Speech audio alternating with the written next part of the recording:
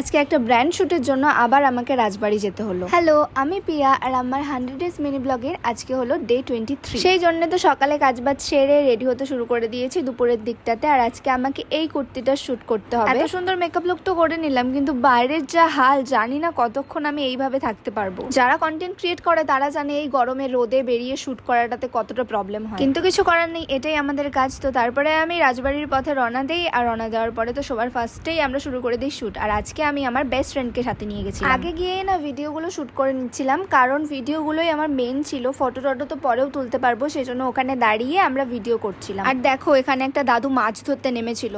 এক জায়গায় আসছি যেখানে সবাই খালি প্রেম করে, ওরাও প্রেম করতেছে।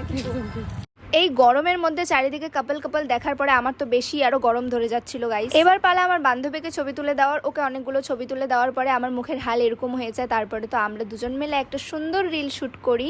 আর জানো, ওর সাথে আমার আজকে বেশ অনেকদিন পরে দেখা হলো। সেই লাস্ট কবে দেখা হয়ে গেছিল আমার তো মনেও পড়ছে না। যাই হোক, এবার তো সবকিছু ডান হয়ে গেছে। এবার আমরা কিছুক্ষণ বসে বসে আড্ডা মারছিলাম আর ফটোস ভিডিওসগুলো আমি নিচ্ছিলাম। জানো, ভিডিওস ফটোস তুলতে তুলতে না আমার মামাবাড়ির বোনের সাথে আমার দেখা হয়ে গেছিল, কিন্তু সেটা সেই গরমে আমার ক্যাপচার করা হয়ে ওঠেনি। চলো এবার বেরিয়ে যাই, কারণ আর ভালো লাগছে না এই রোদের মধ্যে বসে থাকতে।